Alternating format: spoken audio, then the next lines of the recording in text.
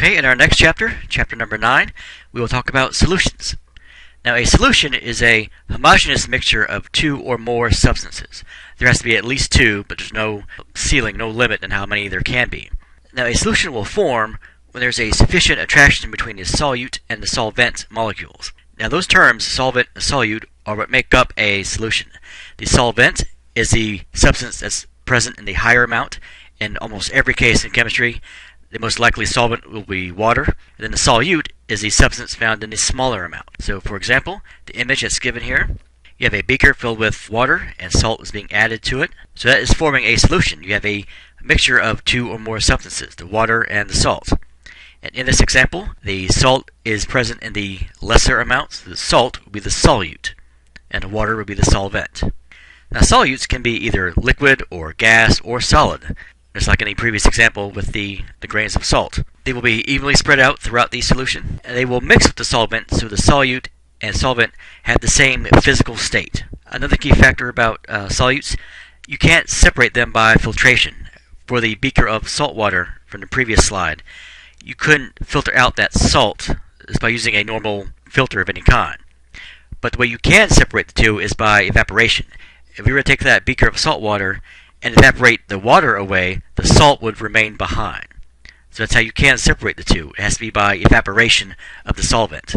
And solutes are also not visible, but they can give a color change to the solution in general. So going back to this image here, salt water tends to be cloudy. Even though you can't see the individual grains of salt, the presence of the salt as the solute gives the overall solution a very cloudy or very turbid appearance to it. So it does result in a color change, even though you cannot see the individual components. Alright, here's a table of some common solutes and solvents, both in a gas, liquid, and solid. For gas solutions, a gas and gas.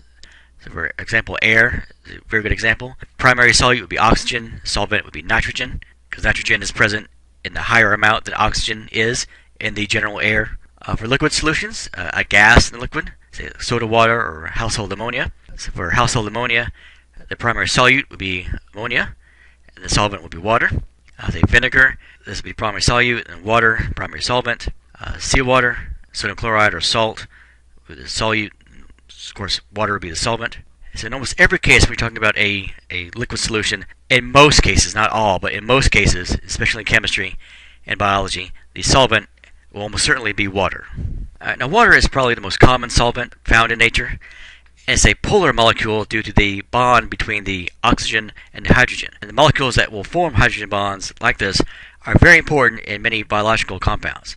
This is a very commonly found type of bond found in biology in particular. Alright, some solutions can have ionic solutes, and a good example of that is salt water, like we talked about before. Salt, the sodium chloride. These crystals will undergo hydration as water molecules surround each ion and basically pull it apart into the solution. So what you have here is the solid particles of salt, sodium chloride. When added to water, it will break that up into the sodium ion, the sodium +1, and the chloride ion, chloride minus. So that's what's happening here. You're getting the separation of the solute, but what you're forming is ions, the positively charged sodium and negatively charged chlorine ion. All right, now we'll talk about solutions that have polar solutes.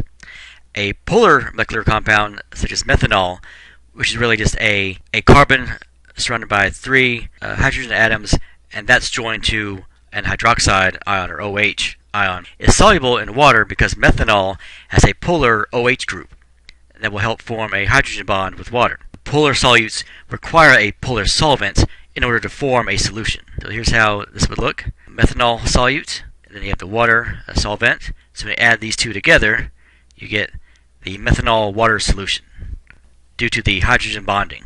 Alright, next we'll talk about electrolytes, what's considered a strong electrolyte, what's considered a weak electrolyte, and what's considered a non-electrolyte. Alright, for the first one, a strong electrolyte, this is a compound that will completely dissociate or break up 100% in water, and by doing so it will produce a positively charged ion and a negatively charged ion. And these will form solutions that are able to conduct an electric current strong enough to power a light bulb. An example of one of these is one we've already talked about, sodium chloride or salt. When you have sodium chloride being broken down with water, it will completely separate, so every crystal is broken, forming either a sodium ion or a chloride ion. And these are a very, very strong electrolyte solution. Other than that, you have what's called a weak electrolyte. These will only dissociate slightly in water, so the compound will break up a little bit. Not all the atoms will break up. Some do, but most don't. So a good example of that is hydrogen fluoride added to water. Some of it will break down into a positively charged hydrogen ion and a negatively charged fluoride ion, but not all of them do. Mostly the compound will stick together. That's why you'll get some ions here, some ions here, but for the most part, it doesn't really break up all that much. So this is considered to be a weak electrolyte. You still get some conductivity of electricity, but not that much. And lastly, non-electrolytes. These are compounds that will dissolve, but as molecules in water. They don't produce any ions at all. So because they don't produce any ions, they don't produce, or they're not able to conduct an electric current. A good example of that is sucrose, which is a form of sugar. So a solid form of that being dissolved in water. All you get is sucrose being dissolved in water. Now it's an aqueous form of sucrose. It doesn't break up at all. There's no loss of any particles in any way, so it doesn't have a negative or positive charge to it, so it can't conduct an electric current. Alright, next we'll talk about solubility. Now, solubility is the maximum amount a solute can dissolve in a specific amount of solvent. Now, this is usually temperature sensitive for solutes, and the way this is written is it's expressed as a measure of grams of the solute in 100 grams of solvent, usually water. This is usually how you'll see it represented. The grams of that solute divided by 100 grams of water. Now, solutions that are unsaturated contain less than the maximum amount of solute. Some of it has broken down, but not all of it. So you can still dissolve more solute. So not everything has been completely broken down. It is unsaturated. Now, the opposite of that would be a saturated solution. A saturated solution is a solution that contains the maximum amount of solute that can be dissolved. It may have undissolved solute at the bottom of the container. And one thing that may also happen is in a saturated solution, you have the solute that will dissolve, but it may also recrystallize and then break down again, then recrystallize and break down again. So this is how that would look in an equation.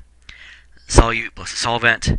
It completely dissolves, so you get a saturated solution, but some of it may recrystallize to go back to here and then go back and forth. This is a reversible reaction. That's why you have the double arrows here. So we're getting comparing the two, unsaturated versus saturated. For unsaturated solutions, some of the solute has been broken down, but not everything. There's still more to be dissolved. And in a saturated solution, everything has been dissolved, and you may still get some crystallization, like you do here at the bottom of the beaker. So it may dissolve, then recrystallize, then dissolve, then recrystallize, on and on and on and on. But this has the most you can get. This one has only some of what you could get. Alright, now we'll talk about the effect that temperature has on solubility. Solubility will depend on temperature. Now, of most solids, the solubility will increase as the temperature increases. Any type of solid material, the higher the temperature, the more that you're able to dissolve away. And for gases, the solubility will go down as the temperature increases. Okay, in this chart here, you have temperature on this axis here, and then solubility on the vertical axis. So for, say, glucose, for example, as the temperature goes up, solubility gets much, much higher. Potassium iodide, a nice steady incline based on temperature increasing. And again, the solubility of gases will go down as the temperature increases.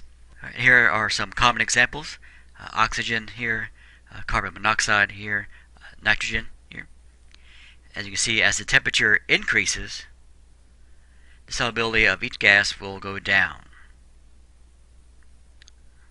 And that's true for every gas, not just these three listed here.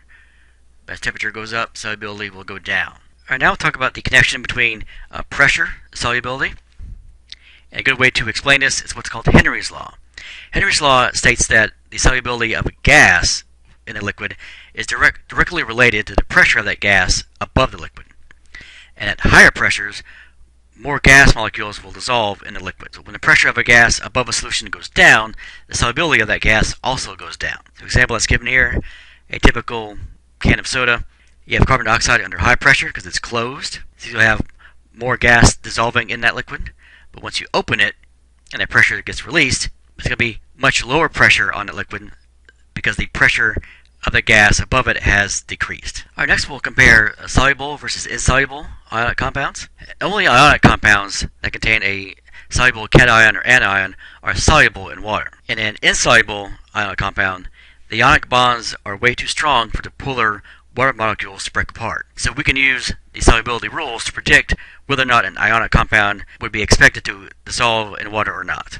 Alright, here's a table for solubility rules for ionic compounds in water. For positive ions, say lithium, sodium, potassium, rubidium, cesium, and ammonium. An ionic compound is soluble in water if it has either one of these positively charged ions or if it has negative ions. Now, if an ionic compound does not have at least one of these in this table, it is most likely insoluble because the ionic bonds are just too strong for the water to break apart. Alright, next we'll talk about a property called molarity. Now, molarity is the moles of a solute per liter of solution. And it's usually written in this way. Capital M for molarity.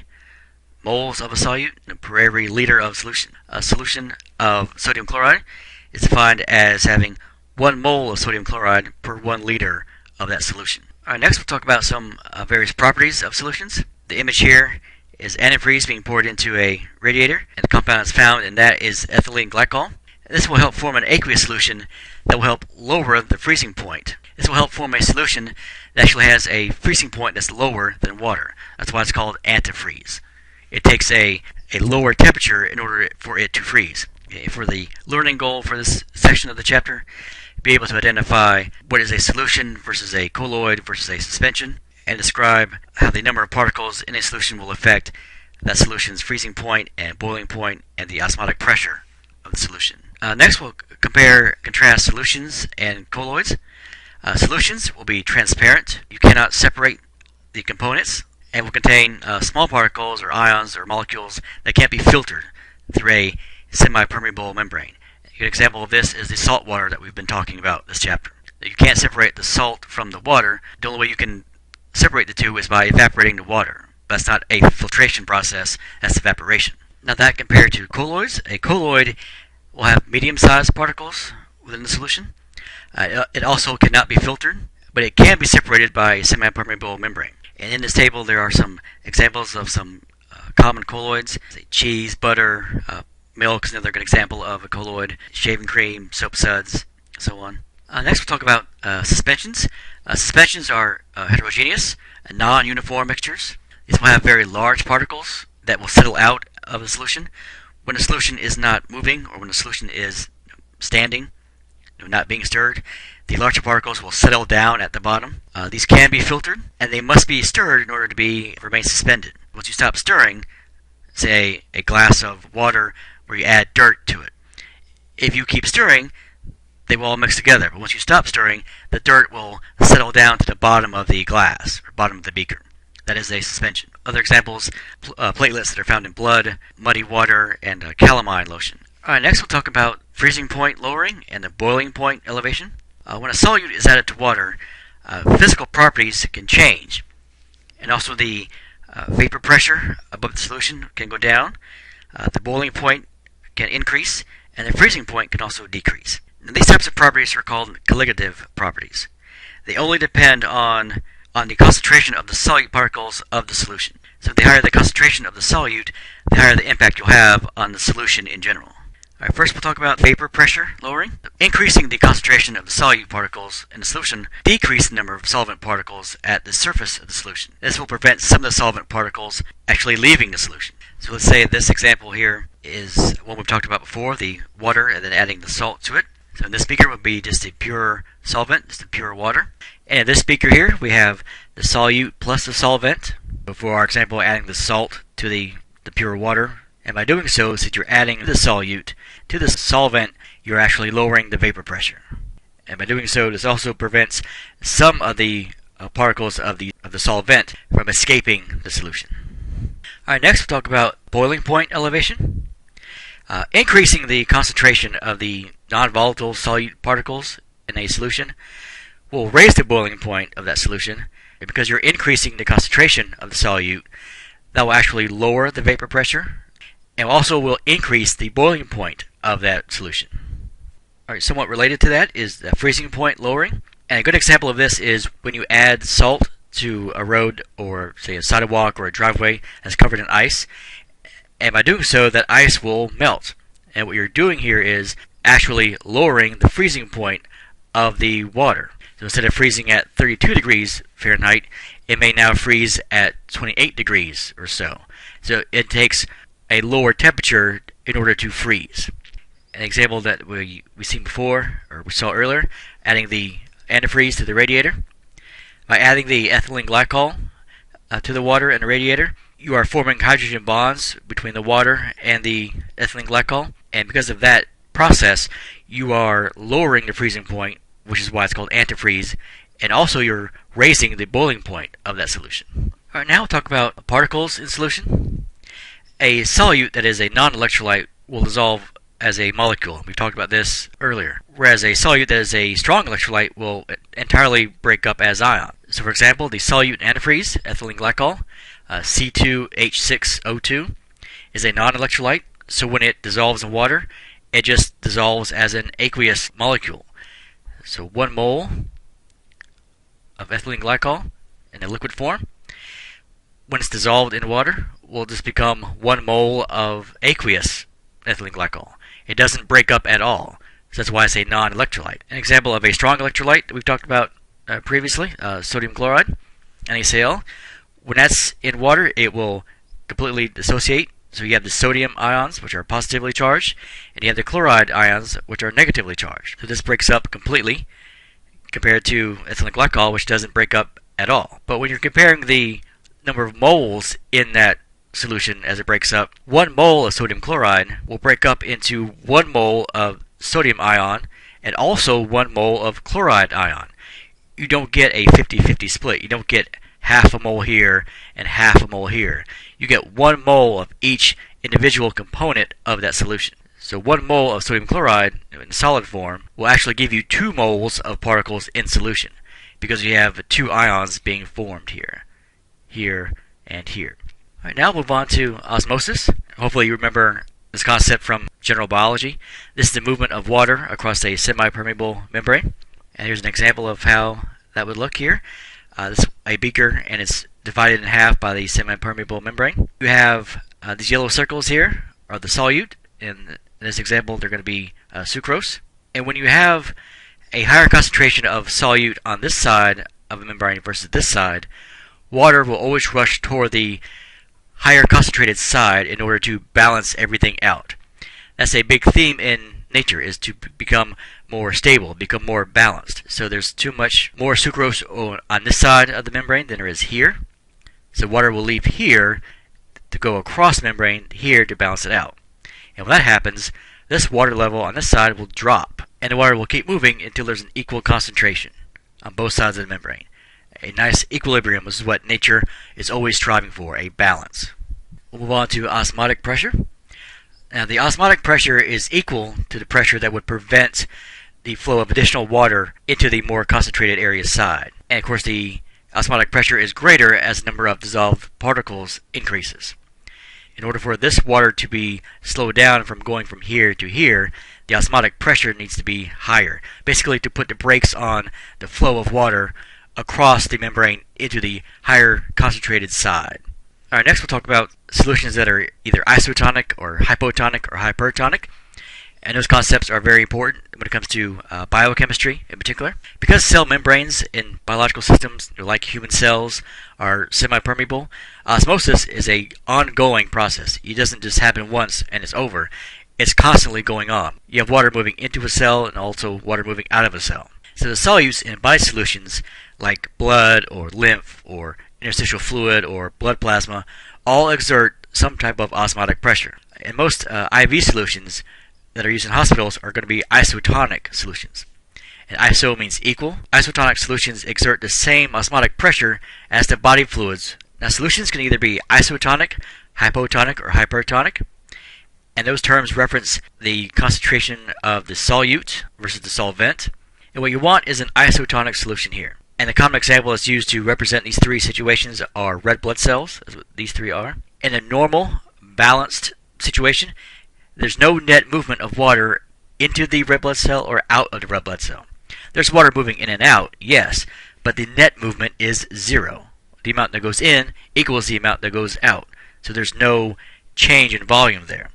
So the red blood cells remain their normal shape and are able to function. Now, if a red blood cell were put into a hypotonic solution, the blood cell fills and fills and fills with water until it eventually pops like a balloon. There's only so much you can fill any kind of structure. It will eventually rupture. And when that happens, the cells are dead and they can't function. And the opposite of this is a hypertonic solution. The red blood cells will shrivel or crenate. By doing so, they become non-functional.